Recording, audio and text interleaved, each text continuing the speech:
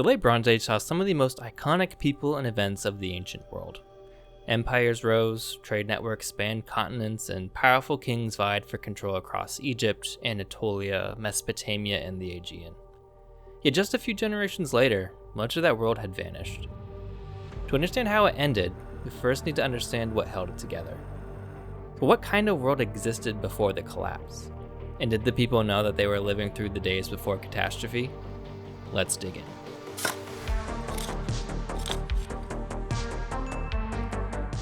Today, we want to look at the period between the Middle Bronze Age and the Bronze Age collapse, what we know as the Late Bronze Age. When this is varies from place to place, and what this period was like also varies from place to place. This is intended to be a summary, not an in-depth analysis. We will look at each major region, some major sites and individuals from them during this period, and then we will look at a general historical survey from the beginning of the Late Bronze Age before finally reviewing the evidence about whether the people knew that collapse was coming. The Late Bronze Age began at different times in different places. In some places it's marked by culture change, while in other places it's marked by political change. For example, in Egypt, the Late Bronze Age begins with the expulsion of the Hyksos around 1530. That is the military victory of the Asiatic dynasties which ruled in Lower Egypt during the Second Intermediate period. The pharaoh Ahmose is regarded as the first and founding pharaoh of the 18th dynasty, and that's despite there being no break with the 17th dynasty which had ruled in Thebes during the era of Hyksos rule. Ahmose ushered in the New Kingdom, a period where a native Egyptian dynasty ruled over both Upper and Lower Egypt. This includes the 18th, 19th, and 20th dynasties, ending with the Third Intermediate period in the mid-11th century when Egypt was again divided among several local dynasties. In the Southern Levant, the Late Bronze Age is marked not by political change per se, but by cultural change associated with political change. Namely, with a resurgent 18th dynasty, Egypt quickly restored hegemony over Canaan and retained control, to varying degrees, until the decades around 1200 BC. This change in politics is marked by clear cultural changes. Middle Bronze Age settlements were destroyed, whether by Egypt or internecine conflict isn't clear, which is accompanied by a major shift in settlement patterns wherein the highlands are largely abandoned and comparatively fewer settlements are concentrated in the lowlands. While many cultural elements continue from the Middle Bronze Age into the Late Bronze Age, we also see developments and changes. The ceramic assemblage, for example, evolves from Middle Bronze Age forms, but we see a massive increase in the amount of foreign pottery imported into the region, especially from the Aegean and Cyprus. And this period is not subdivided by dynasties or any political change, but instead into cultural phases, usually characterized by ceramic changes, namely into the Late Bronze Age 1, 2A, 2B, and increasingly, a Late Bronze Age 3 is recognized in the decades around 1200. Something very similar occurs in the Aegean and Cyprus, where the period subdivisions are defined ceramically, with the Late Bronze Age beginning in the Aegean with the introduction of Late Helladic I ceramics on the mainland and Late Minoan I on Crete, and Late Cypriot I on Cyprus. However, Aegean archaeologists also note that major political changes occurred with these cultural changes, namely the development of the Mycenaean city-states, so sometimes terminology like early Mycenaean or pre-palatial, palatial, and post-palatial is used in parallel with the ceramic phasing. In Anatolia, the periodization is again political. The Late Bronze Age begins with the Old Kingdom of the Hittites in the mid-17th century and ends with the collapse of the New Kingdom in the decades after 1200. Synchronizations with the Hittites politically and with the Aegean culturally become important for neighboring regions like Arzawa and western Anatolia.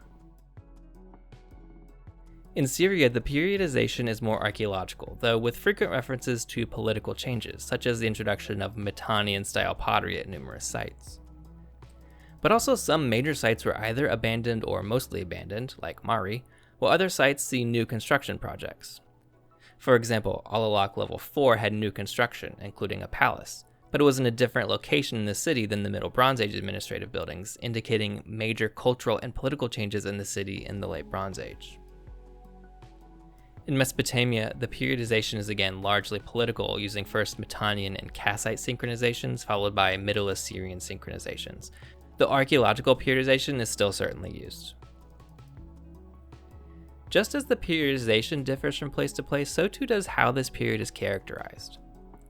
For example, Mesopotamia enters the Late Bronze Age in many ways following the Hittite sack of Babylon and the end of the Old Babylonian period. What follows is a long period where there is a lack of written sources. The Kassites who took over control of Babylon were foreigners from the mountains who, though they largely assimilated to Babylonian culture, were still a foreign dynasty of rulers. The Hurrian-speaking kingdom of Mitanni likewise has not left us any textual records, so while not really a dark age, it is a period where we have limited insights. In the Aegean, the Late Bronze Age sees the rise and fall of the Mycenaean culture, so we have the entire gamut of rise and fall within one cultural period. In Egypt, the New Kingdom reached new heights in territorial conquest that were never before reached or reached again by an Egyptian dynasty. Yet Middle Egyptian remained the language of formal writing and monumental inscriptions. While New Kingdom kings and scribes could never really be accused of lacking self-confidence or failing to have an adequate sense of self-importance, the preservation of Middle Egyptian in formal settings and the preservation of Middle Egyptian literary traditions has led many Egyptologists to posit the Middle Kingdom was regarded as a kind of golden age by New Kingdom Egyptians. That's not to say the New Kingdom was an era of decay by any stretch, only that Egypt itself maintained a kind of reverence for the old ways. Other regions may more overtly regard the Late Bronze Age as a period of decline. In Syria-Palestine, numerous markers of decline are present, and the Southern Levant settlement pattern shifts point to a possible demographic crisis. Fortified sites in the highlands are abandoned, sites are nucleated into fewer settlements, mostly in the lowlands. And both the Southern Levant and Syria see an end to their autonomy as they become the background for imperial games played by the larger powers around them. However, what characterizes the entire region is a sense of interconnectedness. This era saw a relatively long period of détente between the major imperial powers, with major conflict being episodic instead of the norm, especially in the latter half of the Late Bronze Age. This allowed for commerce to flourish and trade between imperial powers and their satellites to thrive. The nature of the economy in this era is still debated, with scholars disagreeing about the extent to which international trade was dominated by the palatial centers versus others who prefer to highlight middlemen and non-elite roles in facilitating trade. And this interconnectedness is apparent in both textual and archaeological sources. The Amarna letters, for instance, are replete with requests and inventories of goods exchanged between Egypt and other powers. Some of these exchanged goods would have left little mark archaeologically. Other goods leave clear archaeological evidence, namely Aegean and Cypriot ceramics. Whether the ceramic vessels themselves were commodities or whether they were traded because they were holding some commodity is again debated, but these ceramic wares and forms are easily recognizable as imports and appear throughout the ancient Near East during the Late Bronze Age. The Uluburun wreck off the southern coast of Anatolia is a classic type site for the Late Bronze Age economy. This ship sank sometime late in the 14th century. Some of the artifacts recovered from the wreck are believed to have been the personal effects of the crew, in part because they were found where crew's quarters may have been, and scholars postulate, based on the nature of the finds, at least 2 members were Mycenaean, but likely not crew members, but perhaps attachés accompanying the cargo, while the crew itself may have been Syrian or Canaanite, or possibly even Cypriot. The cargo itself included 354 copper ingots, nearly 10 tons, almost certainly from Cyprus, about 1 ton of tin, likely from the Taurus Mountains in Turkey, elephant and hippo ivory, ostrich shells, tortoise shell, Cypriot ceramics, Egyptian scarabs, assorted gems and beads, and a set of Canaanite-style armor, 4 swords of varying regional styles, ingots of raw glass, some foodstuffs, and 149 Canaanite storage jars filled with beads, olives, and terebinth resin or pistachia resin, which had a variety of uses, including the manufacture of perfumes, cosmetics, incense, and as an additive to wine. And this was one ship, and the cargo manifest reads similar to what we find in the Amarna letters describing commodity exchanges between elites. Uluburun is a microcosm for the wider Late Bronze Age world and the connections which came to define the period.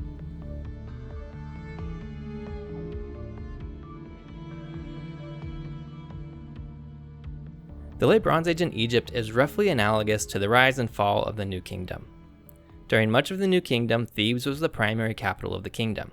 It was the home of the 17th dynasty, and so it remained important during much of the 18th dynasty. And the 18th dynasty is kind of a who's who of pharaohs. Most of the well-known pharaohs come from this dynasty. The founder Ahmose is credited with being the founder of a new dynasty despite there being no break with the 17th dynasty. He succeeded in defeating the Hyksos and driving from their capital of Avaris, modern-day Tel el-Daba. But other pharaohs in the dynasty include Hatshepsut, the woman who ruled as a pharaoh, her son Thutmose III, one of the greatest conquering pharaohs in all of Egyptian history, his son Amenhotep II, pharaoh who brought peace with Egypt's rival Mitanni, then Amenhotep III, sometimes called Amenhotep the Great because of the cultural and military prosperity Egypt saw under his reign. But his son Amenhotep IV instituted major religious reforms and changed his name to Akhenaten. Akhenaten moved the capital to a brand new city he founded called Akhetaten. The ruins of the city are at the modern town of Amarna. The cache of tablets found at the site have proven to be immensely valuable in reconstructing numerous aspects of mid-14th century history and culture. Akhenaten was married to Nefertiti, and he was succeeded by his son named Tukhanaten. Because the religious reforms of his father were so unpopular, the young king changed his name to Tutankhamun and moved the capital from Akhetaten to Memphis. Unfortunately, he died while still young, but his tomb remained undisturbed until the 20th century. This is, of course, the famed King Tut. Tutankhamun died without an heir, and his wife Ankhesenamun sought a diplomatic marriage with the Hittites, but this never materialized. The 18th dynasty ended shortly after, when Horemheb, who had married into the 18th dynasty, himself died without an heir and named his vizier, Ramses I, to be his successor. Ramses already had a son and grandson, the future pharaohs Seti I and Ramses II, also called Ramses the Great. Ramses ruled 66 years and died at the age of 90. He consolidated Egypt's imperial holdings and continued the military campaigns into Syria that the early 18th dynasty had done. He fought against the Hittites at the Battle of Kadesh, which resulted in a formal treaty between the two polities several years later. He was succeeded by his son Merneptah, who is best known for fighting a coalition of sea peoples and for the first recorded historical reference to a group of people called Israel. The 19th dynasty was succeeded by the 20th dynasty, who had a series of pharaohs named Ramses, with Ramses III being the most notable, again for his battle with the sea peoples and the so-called harem conspiracy. The final pharaoh of the new kingdom is Ramses XI, who died in the 1070s.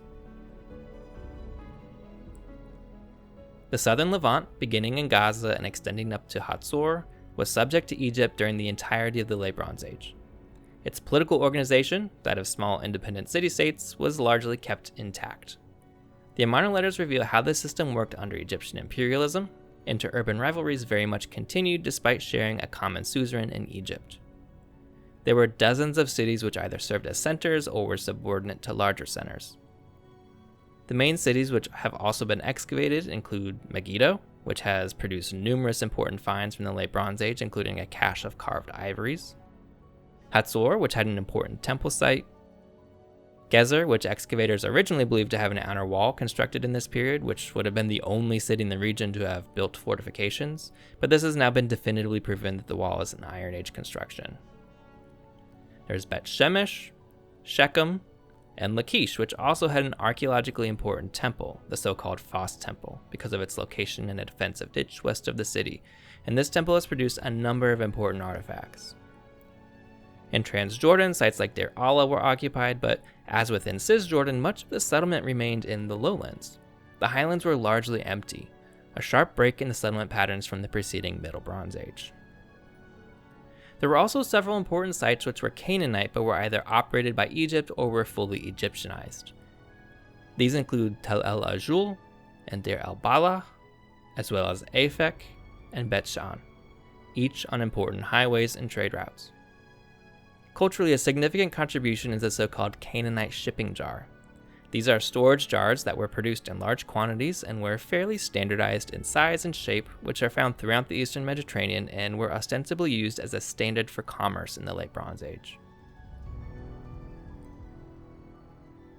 In the Middle Bronze Age, Syria and the Lebanese coast had numerous independent polities that, over the course of the Late Bronze Age, would lose their independence and become subject to one of the larger regional empires, either by conquest or by voluntary submission.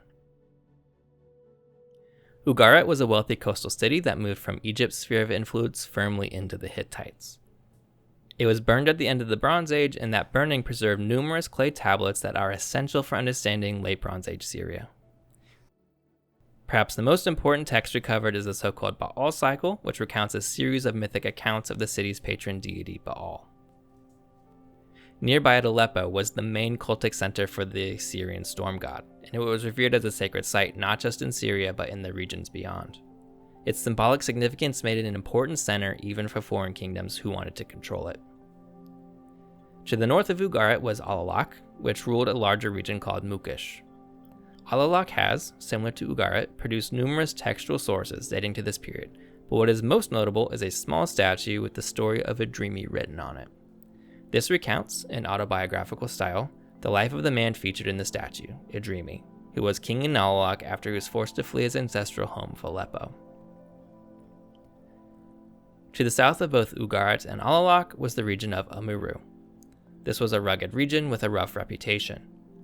An Egyptian fortress at Sumer dominated the region, but smaller cities like Ardada and Irkada served as centers for the local elites in the region. Arwad was an island off the coast and had a reputation for housing pirates and freebooters. Further down the coast, the space between the Lebanon mountains and the coast narrows, and there were mostly small city-states centered around harbors, like Byblos, known as Gubla at the time, which remained an important center of exchange with Egypt in the region. On the eastern side of the Lebanon mountains flowed the Orontes River, which served as a de facto border between Egypt and Mitanni, and was the location of several culturally important cities like Kadesh and Kantna. The city of Tunip was the main center of a region called Nia, and between Aleppo and Hama further to the east was Nuhashe. Along the Euphrates were cities like Imar, which has produced nearly 1,000 Akkadian tablets. And the region around Imar was called Ashtada. To the north was Carchemish, an important fortified site that was a major regional center for both Mitanni and later the Hittites. A short trip across the Mediterranean from the Syrian coast is Cyprus, which is now believed to be the location of the kingdom of Wallachia. We only know by name a handful of kings of Wallachia, but most scholars believe that while there was a recognized king, power was distributed amongst several locally ruling elite families. Cyprus was relatively late to urbanism compared to its neighbors, but because the island is rich in copper, and copper is the primary component in bronze, the island quickly became vital to the system of exchange that prospered in the Late Bronze Age. Cyprus mined, refined, and exported copper they fashioned into distinctive ox-hide ingots. The importance of copper to Cyprus is attested in the so-called ingot god, a bronze statue of a deity found at Enkumi, the largest urban center on the island. The deity is standing on an oxide ingot of copper. Other important settlements on the island include Hala Sultan Teke and several palatial centers like Moroni Furnas, Kalavassos Ios Demetrios, and Elasa Paleo Taverna. Paleopaphos was relatively late to form, but at the site was an important cultic center dedicated to Aphrodite. The temple was an important pilgrimage site well into the Roman period. The focus of worship at the temple was a conical black stone called a beetle that represented the goddess. This stone is depicted on Roman era coinage and has actually been found in excavation. Towards the end of the Late Bronze Age, two new settlements were founded, Maa Paleocastro and Pila Kokinokromos. It is debated whether these are Cypriot ventures began by existing cities on the island as a means of exerting control over the island, or if these represent colonial ventures from elsewhere, namely from Mycenaeans. The Late Bronze Age in the Aegean mirrors the rise and fall of the Mycenaean culture and associated polities. When and how the Mycenaeans rose is a matter of debate, but between 1700 and 1400 several polities emerged on the Greek mainland with a shared culture as demonstrated by the rich funerary finds archaeologists have excavated, mainly at Mycenae but as well as other sites in the Peloponnese, Attica, and central Greece. While there is a shared culture, it demonstrates significant regionalism, and only later in the late Helladic III is there more cultural uniformity. Mycenaean culture spread outside the mainland to Crete, notably at Knossos, but also across the Aegean to western Anatolia, as at Miletus, known at the time as Milawanda or Milawada. Scholars have identified several polities on the mainland, the primary one located at Mycenae, but several others at Pylos, Menelaon, Athens, Thebes, or Orchomenos, and Iolcos. These centers kept records in an early form of Greek written in a script we call Linear B. These records were kept ostensibly only for a season or two. We do not have evidence of any long-term archive that was kept by any Mycenaean polity. Most of the Linear B records are administrative and record the flow of personnel and commodities, and so are vital for understanding the Mycenaean economy. They also record names and titles of individuals, and so we're able to understand the social structure of Mycenaean Greece. Terms like wanox refer to something akin to a high king who had a military commander called a lawagatas, or one who leads the people. The term kasaru appears in several archives, likely related to the later term basileus, meaning king. But the Mycenaean term does not carry the same connotation as the later term and means something more like a local leader, as the term could apply to the head of a group of craftsmen. It isn't confined to a military or political leader, especially not a hereditary royal leader. Across the Aegean, the Mycenaeans had frequent interactions with the people of Western Anatolia. The Hittites referred to the Mycenaeans as Ahiyawa, which many posit is related to the Homeric term Aegean. But Western Anatolia had its own political trajectory and history in the Late Bronze Age. It found itself between the Hittites and the Central Anatolian Plateau, and the Mycenaean Aegean dominated by a militaristic aristocracy. Geopolitically, the region was divided into several minor polities. In the north was Walusa, likely centered at the modern site of Hisarlik, ancient Troy. This was probably a minor kingdom, but an important node in the international trading system that served as an important stop for the flow of goods in and out of the Black Sea.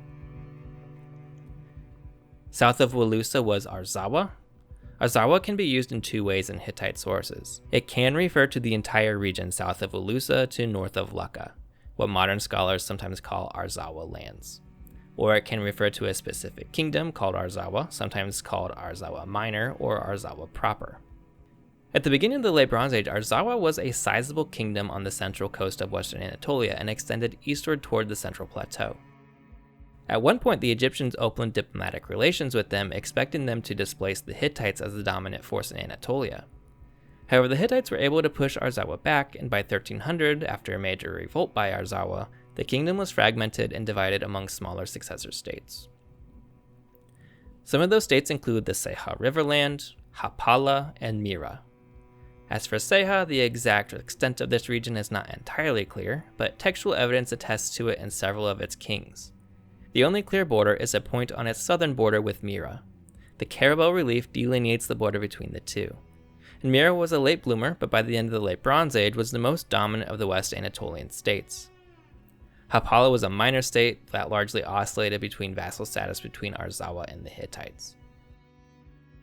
And southwest Anatolia was the Lukka lands, a rugged land that resisted any outside control. It was never fully subdued by the Hittites or Arzawa. Egyptian sources identify the Lukka as in league with the Sea Peoples, and Hittite sources indicate the region had only a loose internal political coherence. In central Anatolia was the kingdom of the Hittites. This kingdom formed out of a Middle Bronze Age kingdom based in Kushara. The dynasty of kings expanded by conquering other petty kingdoms, and the dynasty eventually moved their capital to a city called Hattusha, and the king changed his name from Labarna to Hattushili, meaning a man from Hattusha. The kingdom of the Hittites regarded their homeland, the land of Hatti, to be within the curve of what they called the Marasantia River, what is now the Kizilirmak River.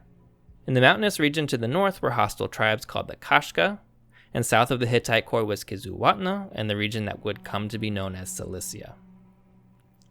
To the east were Hayasa and Azi, the Late Bronze Age terms for what would develop into Armenia. The Hittites grew to control the entire Central Plateau, and the kingdom is divided into three phases: the Old, Middle, and New Kingdom. The Old Kingdom had a number of strong kings, especially Hattushili I and his grandson and successor, Mershili I. Hattushili besieged Aleppo and what was left of the Middle Bronze Age kingdom of Yamhad. He was wounded in the siege, and his successor Mershili sacked not only Aleppo, but marched to Babylon and sacked the city in 1595. The Old Kingdom ended after the reign of Telepinu, and there was a roughly 70-year period of decline termed the Middle Kingdom. There are virtually no records for this period, and even the sequence of kings is not well known. It seems the Hittites were constantly harassed by invasions from the Kashka and were forced to move their capital away from Hattusha. The Middle Kingdom ended with the accession of Tudhaliya in or around 1430 BC. This king defeated a coalition of Western Anatolian states and campaigned in Syria. This new kingdom reached new heights under Shupilliuma I in the mid-14th century, who subjugated Mitanni once and for all, and turning it into a rump state called Hani-Galbat. And the rest of Syria down to Omiru was made into a vassal. He made 2 of his sons king of Carchemish and Aleppo respectively, turning the king of Carchemish into a viceregal kingdom over Syria. After Shuppiluliuma, a plague ravaged Anatolia, but the Hittites recovered. Another notable New Kingdom king includes Muwatalli II, who fought Ramses the Great at Kadesh. Muwatalli also moved the capital from Hattusha to Tarhuntasha. Why this occurred is not clear. It may have been related to religious reforms, or because of the need for easier communication and access to Syria. The capital was moved back, but Tarhuntasha was turned into a viceregal kingdom under the Great King of the Hittites, with a relative of the Great King placed on the throne of Tarhuntasha. Tutulia IV was another great king of the Hittites who campaigned extensively against Kashga in the north, but also campaigned into the Lucca lands. Climate shifts were apparent, and he invested in several dam construction projects to ensure water access. He had less success in the east, where he lost a decisive battle against a resurgent Assyria at Nahirya. Recent research suggests a protracted drought caused a food crisis in the Hittite kingdom, leading to its collapse, with Tutulia IV's son, Shuppiluliuma II, being the last known king. Before the Assyrians rose, another kingdom dominated northern Mesopotamia, that of Mitanni. This was a Hurrian-speaking confederation centered at the city of Washukani, modern Tel Fekariya. We have yet to recover an archive or any notable cache of documents from Mitanni, so most of our knowledge comes from neighboring kingdoms. The kingdom arose in a period that is particularly poorly documented. What we surmise is a modest kingdom arose called Hani-Galbat, or possibly Hani-Rabat. It gradually began to expand, and subject lands that were incorporated came to be called Mitanni, likely referring to the dynastic founder named Maita, with Mitanni meaning something like belonging to Maita. Mitanni reached its greatest extent in the early 15th century, but succession troubles led to civil strife, which weakened the entire kingdom. Assyrian support for one of the claimants came at the cost of increased autonomy for Assyria. The struggle for succession ultimately weakened the kingdom to such an extent Mitanni was able to be subjugated by the Hittite king Shuppiluliuma I. The Middle Assyrian kingdom rose in the late 14th century. The kingdom went from being a small city-state based on the city of Ashur to the dominant power in northern Mesopotamia by the year 1200. Many Middle Assyrian kings lacked the name recognition of other late Bronze Age kings or other later Neo-Assyrian kings. But there were some notable leaders like Tukulti-Ninurta I, whose exploits were propagandized into the Epic of Tukulti-Ninurta. The Middle Assyrian kingdom continued after 1200, but entered a period of decline in terms of both territorial control and cultural contributions. To the south of Assyria and Mitanni was Babylon. After the destruction of the Old Babylonian dynasty in 1595, the region may have had a dynasty of kings in the Sealands which ruled independently, but by 1531, Babylon and much of southern Mesopotamia came under control of a group of people called the Kassites. The Kassites are believed to have migrated to the area from the Zagros Mountains. The Kassite language is posited to be a linguistic isolate, and it's still poorly understood, and it may remain that way because the Kassites quickly acculturated to the dominant Babylonian culture. Though there was some syncretism, as we know the names of some Kassite deities preserved in theophoric names, Babylonian culture, though, was the dominant culture and the Kassites conformed to it. The Kassites were the longest ruling dynasty in Mesopotamia. The Kassites fought Elam to the east and were often in conflict with the Middle Assyrian kingdom, especially the campaigns of Tukulti-Ninurta, who took Babylon in 1225. The Kassite dynasty continued until it was extinguished by Elam in the mid-12th century. The Late Bronze Age in Elam roughly corresponds to the Middle Elamite period, which lasted from about 1500 to 1100 BC. It is divided into three periods, Middle Elamite 1, 2, and 3, which roughly correspond to three dynasties which ruled over Elam. The kings of the Middle Elamite period took the title Kings of Anshan and Susa, the two most important cities of Elam, both in terms of symbolism and geopolitics. Elam may have been temporarily occupied by the Kassites in the late 1300s, and Elamite princesses married Kassite princes, and the two polities were closely linked, if not always amicably linked. In the years after 1200, the Elamites reached the height of their power, capturing Babylon and looting the city of much of its religious and cultural heritage. Each region we've surveyed tends to be studied by specialists who focus on just that region. Egyptologists read hieroglyphic inscriptions in Egyptian literature, Aegean archaeologists learn Linear B and late Helladic ceramic sequences, and so on.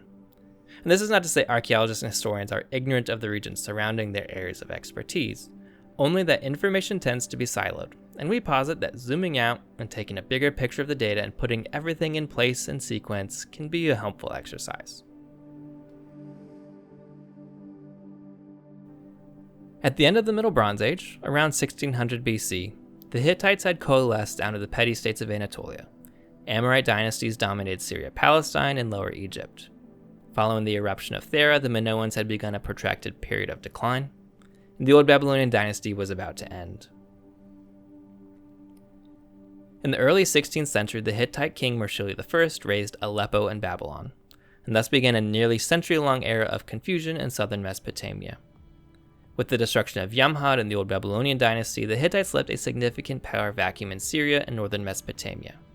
In this vacuum, Hani-Galbat began to coalesce and expand. In the Aegean, the Theran eruption rocked the Minoan world and Minoan society was on the decline.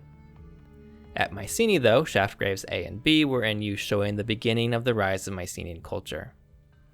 Cyprus was only beginning to see real urban culture, with sites like Enkami founded late in the Middle Bronze Age. In Egypt, the 17th dynasty was founded around 1570, while the 15th dynasty Hyksos ruled from Avaris.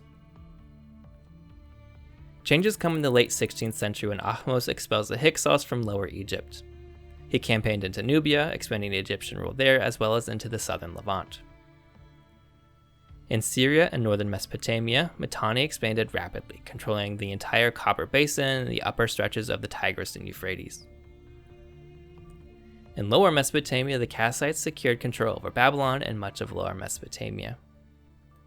In Anatolia, the Hittites had faced some setbacks, but Telepinu restored some order temporarily, but his death around 1500 signaled the beginning of the Middle Hittite Kingdom. In the Aegean, the Mycenaeans began to be present on the island of Crete, increasingly becoming influential in the administration of the island, though Minoan cultural influence continued. In the early 15th century, Mitanni reached the zenith of its power. Idrimi was a powerful vassal in Alalak, and Mitanni controlled from Kizuwatna to Beirut to Terka. The Kassites continued to consolidate rule over southern Mesopotamia, and Elam established control over Susa and Anshan under a series of competent rulers. The Hittites faced continual attacks from Kashka and were forced into a period of contraction. The Aegean saw more cultural regionalism and increasing Mycenaean influence in the administration of Crete. Beginning in 1479, Thutmose III, the greatest conquering pharaoh in Egypt's history, became pharaoh. He expanded Egypt to its greatest extent. He fought the Battle of Megiddo against a coalition of Canaanite city-states and even crossed the Euphrates and campaigned into Mitanni itself. He claims to have set up a stela on the Euphrates marking the extent of his conquests. He ruled until 1425, but his successor Amenhotep II established the Orontes as a border between Egypt and Mitanni that lasted for decades. In the second half of the 15th century, Mitanni established détente with Egypt and relations began to warm. In the Aegean, Linear B first began to appear as a script used for palatial administration from Crete to the mainland. The Middle Kingdom of the Hittites finally came to an end with Tudhaliya, who defeated the Ashuan Confederacy in western Anatolia and expanded Hittite influence again towards Syria. The 14th century saw numerous significant changes in the Near East. Egypt reached new cultural heights under Amenhotep III. By the middle of the 14th century, Amenhotep's son Akhenaten took over and instituted widely hated religious reforms and moved the capital to Amarna. Egypt became introspective and ceased their international campaigns for a time. We see from the Amarna correspondence that Canaanite city-states in the southern Levant fought minor wars with each other while consistently pleading ignorance and innocence to the pharaoh. In Anatolia, an ambitious and capable man took the throne named Shupiliyuma. Simultaneously, there was a dynastic crisis in Mitanni that led to Mitanni weakening their control over Assyria. Shupiliyuma waged his Great Syrian War, where he subjugated Mitanni and vassalized every polity west of the Euphrates down to Amiru. Ugarit was firmly a subject of the Hittites and remains so until the city is destroyed. In the Aegean, Mycenaean culture and administration dominates. They apparently controlled Melawanda and exerted influence into western Anatolia. A warlord named Atarsia was associated with the Mycenaeans by the Hittites and was accused of raiding and fighting Hittite vassals. Mycenaean fine wares and cultural products are exported throughout the eastern Mediterranean as part of elite exchanges. Akhenaten died in the 1330s, and Tutankhamun restored the traditional Egyptian cult and moved the capital to Memphis. His royal tomb further attests to the wealth and international connections that we see during this era. In the early 13th century, Ramses the Great was pharaoh in Egypt, and he resumed Egypt's imperial ambitions. But he was matched in Muwatalli II, who at least fought him to a draw, if not outright defeating him, at Kadesh. A few years later, a peace treaty was signed between the great powers. Muwatalli moved the capital to Harun Tasha as Hittite attentions increasingly turned to Syria and to the west. Arzawa had rebelled around 1300 and been fragmented by the Hittites. The Mycenaeans continued to meddle in the west and was now recognized as a great king, on par with the Hittite king and the pharaoh. The latter half of the 13th century saw the rise of Assyria. The Assyrians had slowly grown in power and influence as Mitanni had faded. Tukulti-Ninurta ruled in the latter half of the 13th century and campaigned against Babylon, perhaps in 1225, and he may have been the king who defeated Tudhaliya IV at Nehriya earlier in 1230. The Kassites may also have briefly occupied Elam, but the Kassites began to decline as both Assyria and Elam were polities on the rise. Tudhaliya campaigned throughout Anatolia but lost control over much of Syria. Vassals like Ugarit were openly disobedient near the end of the century and were apparently seeking treaties with peers in the region as the region was appearing unstable. The Mycenaeans had apparently lost the status of great king by the reign of Tudhaliya, at least according to Tudhaliya. Waves of destruction began in the Aegean around 1250, but many destructions were repaired and new fortification projects were built. Ramses the Great passed after living to the age of 90 or 91, and his son, himself an old man, ruled in his place. Mernetba was the first to record a force we now know as the Sea Peoples. He also was the first to record a people known as Israel. In the decades leading up to 1200 and shortly thereafter, waves of destruction and abandonment hit across the Near East. The Hittites collapsed, Egypt entered a period of decline under the 20th dynasty, Cyprus lingered for a while but ultimately it too collapsed. Destructions along the Levantine coast took their toll on the Canaanite world, Syria entered a period of decline, and only Elam prospered, it seems. This all leads to the $64,000 question. Did people know that collapse was imminent? And the answer is maybe. The collapse that happened around 1200 was not immediate. It occurred over a span of several decades. But there is no sense in the textual or archaeological evidence that there was a protracted period of anticipation of collapse. There's no expression of region-wide ennui. However, there are indications, both textual and archaeological, that in the years immediately before the collapse, people knew something was wrong and trouble was at their door. Again, we are keeping this a summary, so we won't cover all the evidence, but there are a number of textual sources that indicate some knew a crisis was imminent. Several of these sources are from Ugarit. The last known king of Ugarit, Amurapi, exchanged several letters which indicate both Ugarit and surrounding kingdoms knew trouble was close. In one letter, Amurapi is responding to either the Hittite king or a high official regarding a request for grain shipments that were needed urgently in Anatolia. Most scholars suggest this indicates famine, though others suggest this may simply be an insistence that Ugarit follow through on its vassal agreement. Whatever the reason, Amurapi declares he would be unable to help, though it's not clear if he was unable or unwilling. Another letter sent by Amurapi, likely to the neighboring king of Amuru, is seeking a mutual defense alliance. Again, there are reasons for this beyond impending regional catastrophe, but it can also be an indication of a recognition of instability. Still more letters from Ugarit, this time sent from Cyprus, send warnings about hostile forces. One letter notes that 20 ships are headed towards Ugarit and that Ugarit ought to take defensive measures. Another letter from Cyprus is even more ominous, asking what Ugarit has done to prepare for a hostile encounter with enemies, and Ugarit ought to make itself very strong. A bit further inland at the site of Emar, some 1,000 tablets have been recovered. The era they document ends abruptly, suggesting the city and scribal tradition there came to a sudden end. But two separate tablets use a chronological marker of in the year when hordes besieged the city. So perhaps the end was sudden but not unexpected. What exactly the term hordes here means isn't clear, and to whom it refers is even less clear. Some have suggested it refers to Arameans, but there was a known term used by Emar for Arameans, so why not just use that term? Hurrians has also been suggested, but this also has weaknesses as an explanatory solution. It may be that this was just a term that was used to refer to a novel threat which was threatening the city, and perhaps the one that ultimately destroyed the city around 1187. Other textual evidence comes from the Aegean. Linear bead tablets found at several Mycenaean palatial sites offer numerous insights into Mycenaean society. Because of some of the peculiarities of the linear bead archives, we have a particularly good window into the final days of several palatial centers. At Pylos, there are records that some scholars see as indicative of preparing for a crisis. In the tablet JN 829 seems to record the recycling of bronze from a temple and being distributed to several workshops across the region to repurpose into weapons. Now, this interpretation has been challenged on several fronts. However, other scholars suggest this as a response to a threat, a need for weapons so urgent that they took from the gods. Other tablets from Pylos describe a group of watchers, which is usually interpreted as a kind of coast guard. Again, this may have been normative, but it may also be in response to an increase in raiding or a more sustained seaborne threat, and Pylos was burned after all. Scholars have also examined the economic tablets from places like Pylos, but also other sites, and suggest prior to their final destruction, some of these sites faced significant economic pressures that they were ostensibly unable to sustain. The textual evidence is, again, not definitive, but suggestive that the kingdoms of the Late Bronze Age were reacting to an increasingly unstable world, and this is further confirmed by the archaeological evidence.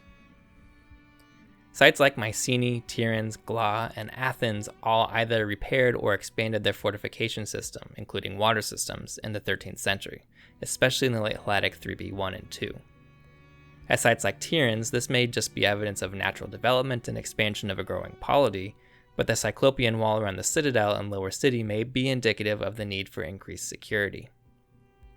Other sites outside the Aegean, like Hatzor, Avel Bet Ma'akah, Megiddo, and Bet Shemesh show evidence for hoarding. And at Ugarit, they clearly buried their wealth in anticipation of attack. Hoarding, though, may also just have been part of the economic context of the Late Bronze Age world and not necessarily a panic-induced accumulation of wealth. And especially at Ugarit, the burying of wealth was done with the intention of returning, suggesting foreknowledge of insecurity but confidence in the outcome, even if that confidence was wrong. We aren't going to talk about the Bronze Age collapse. At least not now. And that's because while the Late Bronze Age is often remembered for how it ended, it deserves to be remembered for what it was. And this was a world built on intense connections, vast ambition, and an unprecedented scale of cooperation and rivalry. Its collapse may capture our imagination, but the centuries that came before reveal a fascinating world shaped by long-standing traditions, evolving political orders, and sustained patterns of exchange. If we only study the ruins, we miss the richness of what once stood.